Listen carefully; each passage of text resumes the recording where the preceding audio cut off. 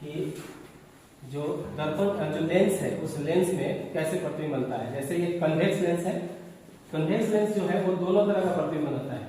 ये रियल यानी कि वास्तविक प्रतिबिंब भी बनाता है और वर्चुअल यानी काल्पनिक प्रतिबिंब भी बनाता है। याद रखना, जो वास्तविक प्रतिबिंब होता है वो हमेशा उल्टा बनता है और वो स्क्रीन पे बनता है।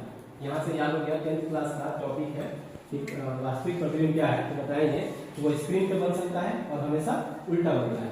तो स्क्रीन का मतलब हमारे सामने वो स्क्रीन दिख रहा है, अब वहां पर जो मोमबत्ती दिख रहा है उसको ध्यान से देख लो कि वो कैसा दिख रहा है, उल्टा है कि सीधा है? उल्टा है।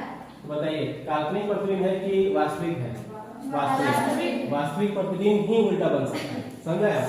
अब इसको हम लोग आगे पीछे करके हम उसका फोकस निकाल सकते हैं। जब बहुत छोटा साइज हो जाए, बहुत छोटा साइज है, देखो जैसे जैसे दूर गया साइज छोटा होता है क्या, तो बहुत छोटा साइज हो जाए एकदम पॉइंट साइज का, वहां पर हम ये दूरी नाप लेंगे, वही दूरी इसका क्या हो जाएगा, फोकस दूरी हो जाएगा।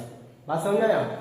अब इसको जब बहुत नजदीक लेके आते हैं, बहुत नजदीक लेके आएंगे तब देखिए, अब और नजदीक लेके आएंगे, यानी कि अगर इसको फोकस दूरी और इसका जो ऑप्टिकल सेंटर होता है उसके बीच में अगर इस वस्तु को रख देते हैं तब जाकर के प्रतिबिंब जो बनेगा वो काल्पनिक बनना शुरू हो जाएगा। यानी अब ये प्रतिबिंब जो है इस पे नहीं बनेगा। अब सामने से देखिएगा तो ये प्रतिबिंब दिखेगा, सामने से एक बार दिखा दीजिए। इसमें अगर देखिएगा तो इसका प्रतिबिंब बनेगा और इसका प्रतिबिंब कैसा बनेगा,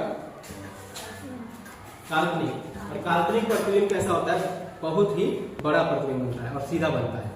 तो इसमें देखिएगा कि बहुत सीधा दिख रहा है, सीधा बनेगा और बहुत बड़ा दिख रहा होगा, इसीलिए इसको मैग्नीफाइंग ग्लास में यूज किया जाता है।